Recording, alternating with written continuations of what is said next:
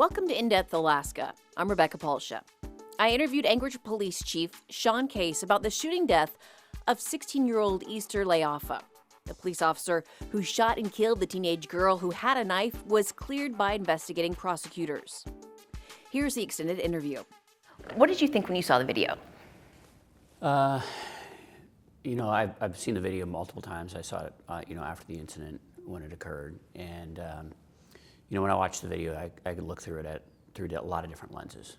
Obviously I've been a police officer in this community for almost 24 years. I was raised in this community, I've got a family in this community. So I kind of look at it through all those different lenses. And I certainly have all the emotions that our community members that fit in those categories have as well. I understand, from an officer's perspective, the challenges in a call like that. And I also understand the concerns that the community have. So, I'm human just like everybody else, and I felt all those emotions as well. Did you feel like the shooting was justified? I think that the Office of Special Prosecution's analysis of the incident is, that's what they do, and so I'm not in the business of telling them they didn't do their job properly, and their review obviously was that it was justified, and I agree with that assessment. Mm-hmm. When you look at it, do you have concerns that people will call police for family arguments or family mental health issues? Do I have concerns that people will call a PD for help?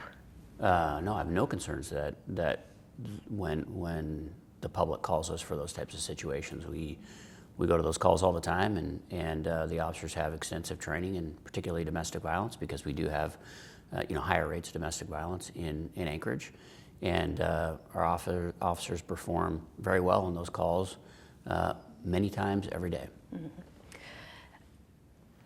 One thing that the report didn't talk about is a language barrier. Is that something that you think could have played into this? There was no indication from the caller, the family member that called in, or any of the family members on scene that there was any language barrier in that particular incident. Obviously the video shows that there's a different language that's being spoken among family members, but the communication that the officers had at the time with people that they were talking to appeared to be very clear communication, and nobody at any time indicated that any of the people that we were trying to communicate with had any challenges with hearing, understanding English. Mm-hmm. And it seemed like he had felt like he had just kind of gotten too close and with the family behind. Is that correct? Like he'd gotten too close to Easter and when the family was stacked up behind them? I think that the confines of the apartment were relatively small, and there's a lot of people in that area, as well as a bed in the living room, so there really wasn't a lot of room to move, and that was certainly a factor in the decision making, as was outlined in the Office of Special Prosecution report. That kind of situation, is that not something that APD runs into often, with that many family members in one apartment? Yeah, we run into situations where there's a lot of family members or confined spaces, apartment complex or apartments, different types of environments that we go in, particularly when there's domestic disturbances or disputes. We have to negotiate obstacles like TVs and couches and all that sort of stuff in a confined area. So we see that frequently. So what made this one different, you feel like? I don't think that it was different from the standpoint of we have to navigate, the environment that we're in. I think the difference is when the officers had contact, that they had to work with that confined space, as well as the threat of somebody having a knife and walking towards them. And so that's what makes this different from a lot of the different calls that we've handled in those similar circumstances in terms of domestic disputes in confined spaces. So they walk in feeling like this is a domestic disturbance? That was the call. The call was, it was two family members, and one of them was being threatened with a knife. So the call that the officers received and responded to was a high threat call, a serious call. Domestic calls always create challenges for officers because they're complex. It's not the call generally doesn't revolve around just one incident that night when they're domestics. Usually it's a history. And so you're dealing with not a simple situation. We don't know going into these calls if there's, how many family members are there, if there are kids there.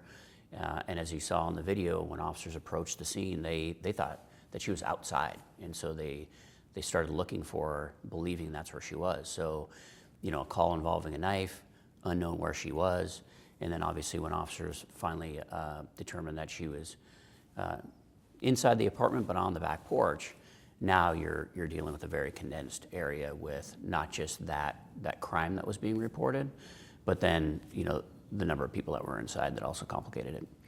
Why open the screen door at all? Like, since the family was being a problem behind them, why not just wait that situation out and fix that one problem at a time? So the criminal analysis that happens first is to determine whether or not the actions of the officers were legally justified. And as you read in the OSP report, those types of questions aren't part of that analysis. And that criminal investigation has to take place first before we can go on to the other portions of the investigation. And as we get into the other areas, that's when we'll ask officers why they made the decisions that they made. And then we can determine, if we need to adjust training or policy based on some of those decisions. So I know that answer is a little bit frustrating. It's probably easy for people to wonder, why haven't you asked that question yet? Because the officers are under criminal investigation. And so unfortunately the process sometimes takes longer than we would like it to, but we do have to follow that process so we can ensure that the criminal investigation is done properly. Talk about the difference between the criminal investigation and the Office of Special Prosecution's investigation. So the criminal investigation and the Office of Special Prosecution, they go hand in hand. So our homicide detectives will conduct the criminal investigation. So they'll gather the forensic evidence, they'll do the interviews. The Office of Special Prosecution witnesses that investigation to ensure that we're gathering all the evidence that they're going to need, and then we hand all of that over to the Office of Special Prosecution. They review all the videos, they review all the forensic evidence, and they determine whether or not, based on all the information that we've collected, whether or not the incident was justified under state law. So those two processes fit together all to make the determination on the criminal side. On the criminal side. So they are done with this whole process, correct? Yes. Okay. Will they be asked, like, why engage with her when they felt threatened by the family behind them? Yeah, so the next phase of this is the administrative investigation. And as the public's aware, we are going to have an outside investigator conduct the internal investigation. And that's going to primarily be looking at policies within the police department. Those are traditional two phases that we do, the criminal and the administrative.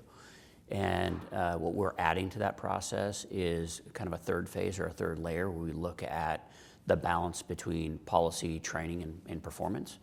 And it's in that phase where we'll really talk about specifically the decisions that were made that could have been made differently, that may not be a violation of policy, but could potentially impact outcomes of these types of incidents moving forward.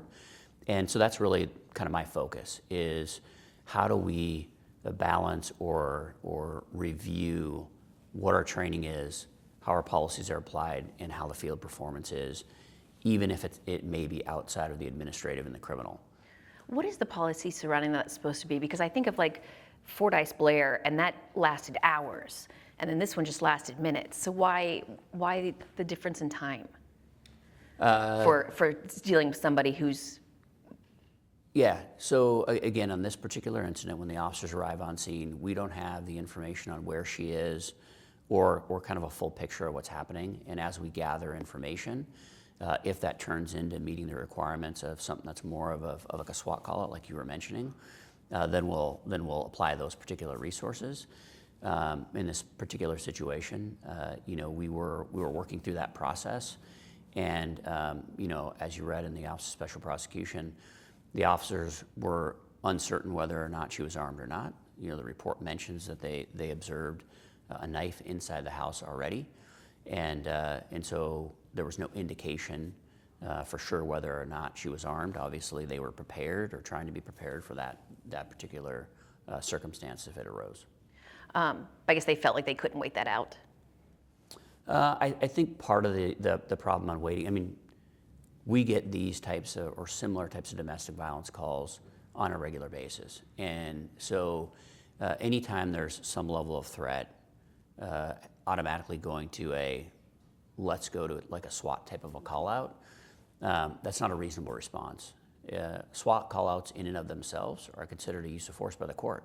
And I'm sure if you've kind of looked at the way SWAT teams are used throughout the country over the last decade, the goal is to reduce that level of response because, we show up with a lot of gear, a lot of equipment, and that in and of itself can cause escalation.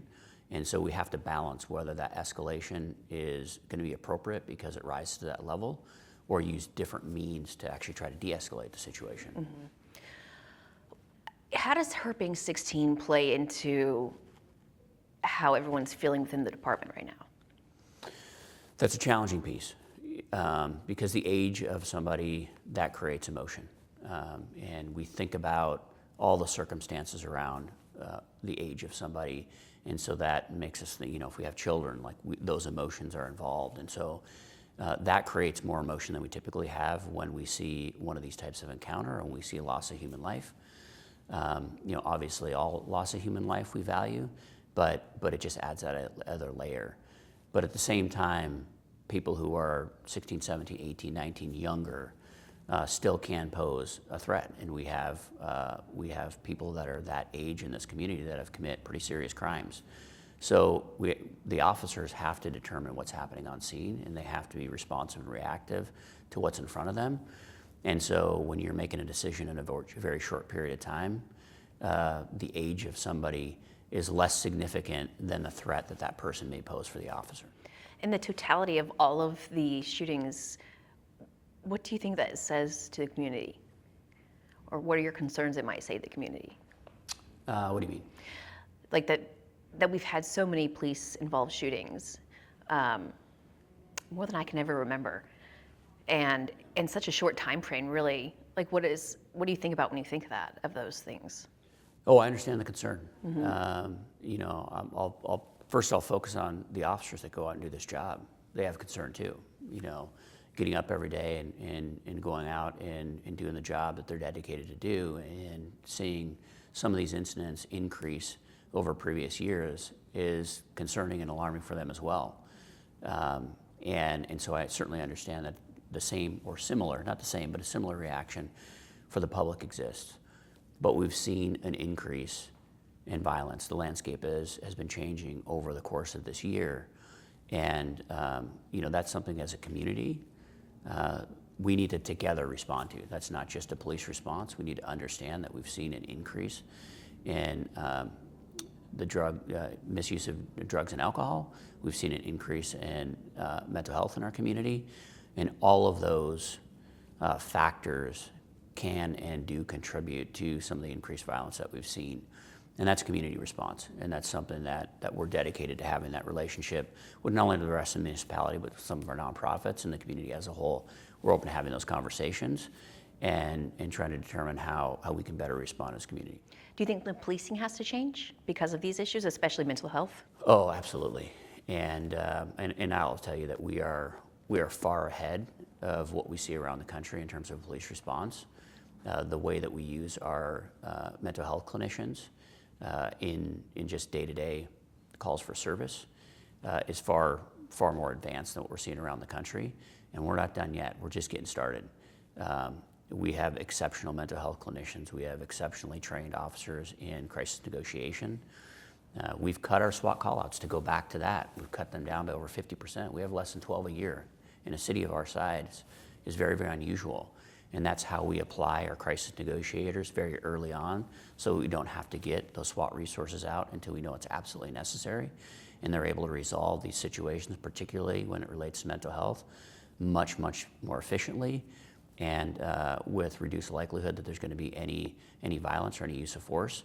And so we've already changed a lot of the strategies that we're doing. But just 2 weeks ago, we had our mobile intervention mental health clinicians involved in crisis negotiation training. So we're continuing to expand how we use those resources. How much has drugs and mental health problems increased in violence? Do you have a number for that? I can't really quantify that. I mean, that's something that we're trying to quantify. The problem with quantifying the mental health is it's a medical thing. So it's challenging to get for sure numbers. A lot of it's based on information that's given to the officers when they're on scene or what they perceive to be a mental health issue, which means the numbers are inaccurate and generally much, much lower. because we don't have the ability to medically go back and verify, was there actually a mental health contributing factors? We can assume. And the other thing is that range of what mental health, a mental health illness or a mental health crisis is very, very different. We haven't defined that as a law enforcement community or even just in the public. Like, what's that threshold we can say this is mental health crisis? I may define it differently. Officers may define it differently. And so it's just a very broad range. And those folks that are experiencing more of like the lower end of mental health can still have crisis and can still, have challenges processing something that's happened in their personal life. And so just because, there's a depression issue that's managed with medication, that doesn't mean that when there's contact with law enforcement, we don't put that in that category that they're having a crisis in that particular day. And so it's a very sensitive and delicate topic. And as law enforcement, and particularly Anchorage Police Department, engages more and more with mental health, we're very conscious and aware that we've got to be, we just have to walk very carefully on how we start categorizing in police reports whether or not there's a mental health illness, because I'm sure you can imagine if you're the individual we're dealing with and now we produce a police report that may be inaccurate in our assumption, that's unfair. Yeah. How many people are in the mental health crisis team unit? Currently we have a unit of 5. 5. How many would be ideal? I always say that I could triple the size of that unit and still have work for them to do. Because if you just think about just criminal activity in general, we've never applied a mental health lens to average criminal activity. We've always just handled it as a police problem. And the more resources that I have to dedicate to that, the more we're going to be able to uncover just exactly how helpful having mental health clinicians involved in criminal activity is, both for victims and for people that are offenders. The challenge with increasing the size right now is they're paired up with officers. And right now, with being down 60 officers, pairing them up with an officer becomes extremely challenging, but they're very, very valuable. Do you think they could have been helpful in this with Easter? I think this is a challenging call to have somebody. Now, we had a mobile intervention team that was en route to this call, but it becomes challenging when you talk about putting a mental health clinician into an environment that's rapidly evolving and has a high risk of threat. Because remember, they're not officers. And when they signed up to do this job, although they signed up to be out in the field, they didn't sign up to be put in harm's way. Thanks for listening. Please like and subscribe to this podcast.